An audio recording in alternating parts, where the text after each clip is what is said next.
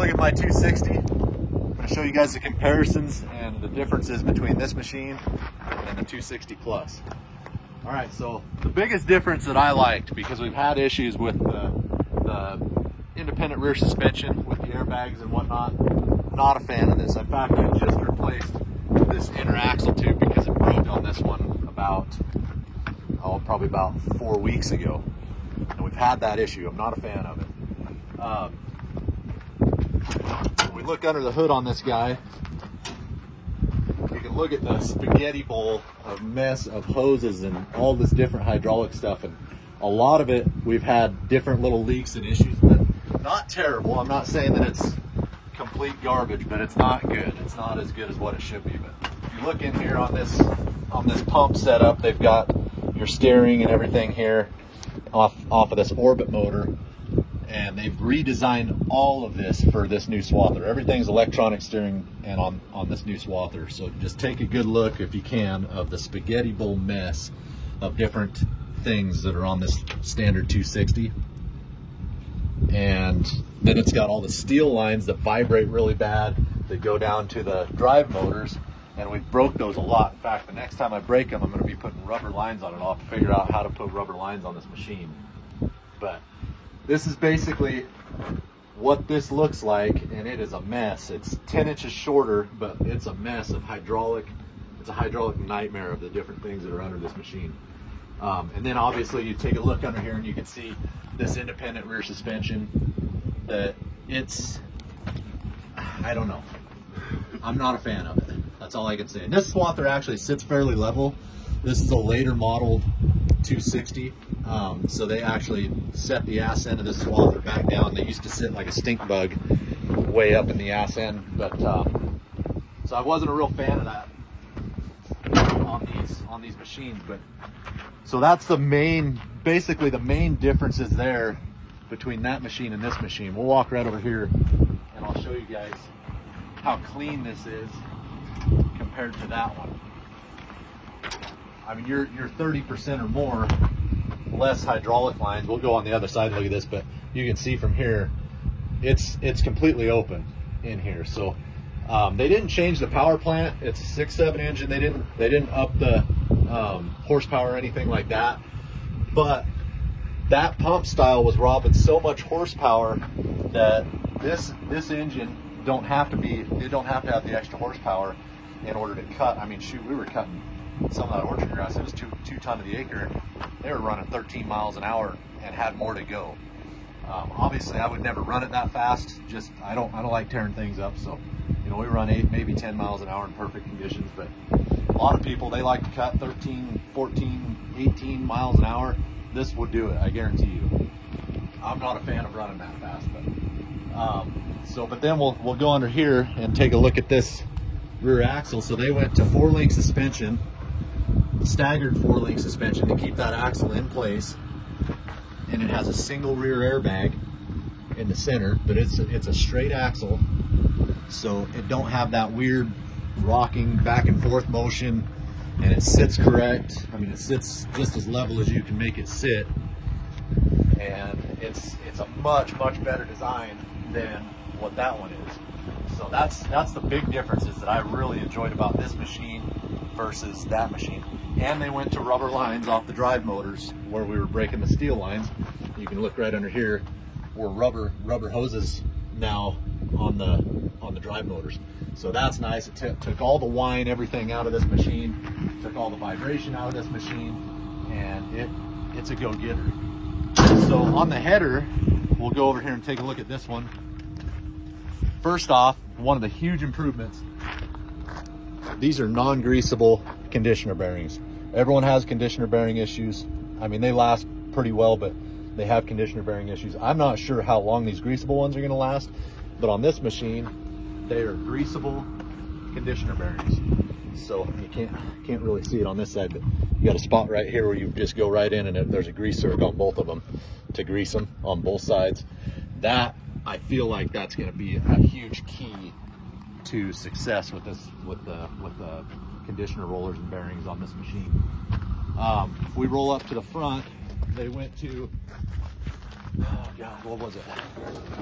they dropped the shock hub 4 millimeters or 5 millimeters. I can't remember what it was, but they dropped the shock hub like 4 or 5 millimeters, and it lowered the pod down. They went to a longer blade and a different rock guard. And in the header, it seems like they'd redone something on the auger. They added a flap, or I don't remember if they added a flap, or they did something different on the auger. Oh, that's on that one. So, okay, so this is my old one. I don't know why I was thinking this was a new one, but so what they did on the new one is they changed the rock guard. They lowered, I think, 4 millimeters on the shock hub underneath this pod, and then I believe they added flaps on that. But you can see, I mean, these blades are destroyed.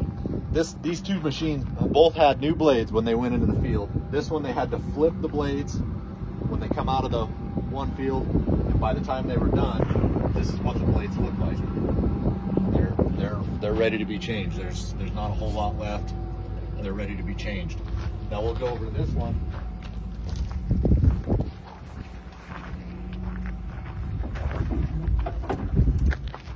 And they never had to flip them, so they can flip them again, and that's the difference in the blade. But this side's still razor sharp. The rock guard, I like the way they redesigned this rock guard. Basically, it makes it to where that blade is going to cut all the way. You got basically almost 180 degrees of cut with that blade now, where the other one kind of tapered off both ways. This one, it gives you a lot more cut. It's a little longer blade, and then that's what I was talking about. Look at all the different flaps that they put on this auger to help that hay feed in there. I really like that. So that seems like it smooths out the way that it gets the hay away from the cutter bar. It doesn't necessarily change the way that the hay lays in the windrow, but it helps the hay get away from the cutter bar, and I'm a big fan of that because that helps not rob so much horsepower. That's where New Holland is so much farther ahead than Massey and John Deere.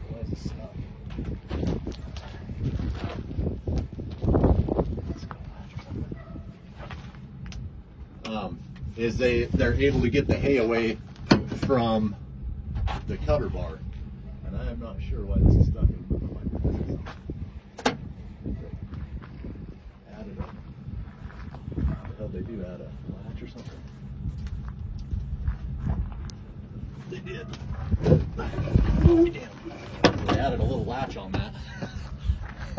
I don't know why. Probably to keep the wind from blowing them up. If you leave them set, we're in such high wind, they'll come out and these will be lifted up. So I bet that's why they did that. But anyways, a way better cutter bar setup here. The cutter bar itself is the same, but they lowered these pods down. They changed this rock guard pretty dramatically, and it just, the way it wears these blades now is just phenomenal. So I'm pretty impressed with how that turned out on this machine. I'm really a fan of this machine so far. And you can see, I mean, look at all the dirt that we're in. We're in tons of dirt, and that's the way it looks. So I'm pretty impressed with the way that this machine turned out. But the cap basically stayed the same as my other 260s and 8080s, but here's a good shot of that greasable bearing. Pretty impressed with that. They kind of changed this flap as well for your directional hay, however you want to lay your windrow. That's a little bit longer, a little bit heavier. And then they brought all the hoses where our other ones are out the sides on both sides. They brought all the hoses for your header on quick connects to the center, which I like that as well. So you got to look, which you could put that old style header on this machine, but you'd have to probably make a little bit longer hoses because the header is basically the same. They just changed the rock guards and stuff and then put greasable bearings in it. But let's get a good look at this side so you guys can tell the difference of, there's no spaghetti bowl mess of hoses in there. I mean, I'm just blown away with how clean this looks. It is just unbelievable. Unbelievable. There's no more massive deal with an orbit motor here for your steering. And this machine, you can set your sensitivity on your steering, and this machine steers so much better. It's such a clean running machine. I'm just absolutely thrilled with the way that this machine runs. They did go to an IntelliView 4. If you watch my other video, my other swathers all just have the little screen in there, but none of them have the, they redesigned the steps too, which I like that because those other ones get slicker and shit. They get rain or any oil or anything on them. So they redesigned the steps. So I'm kind of a fan of that. But we'll go up in here, and they basically, it's all the same except for this one's got GPS, so it's got the IntelliView 4 monitor in it. But it's a good, clean design. Extremely impressed. So that's kind of some of the long and shorts of the comparisons here. I'm hoping to get Scott Wainsgard out here and maybe we'll go over it again. He might have some other things that he can throw in on some of the comparisons of the differences here, but pretty cool. I'm definitely impressed with the machine. So pretty exciting that they're letting us run this machine for a little while.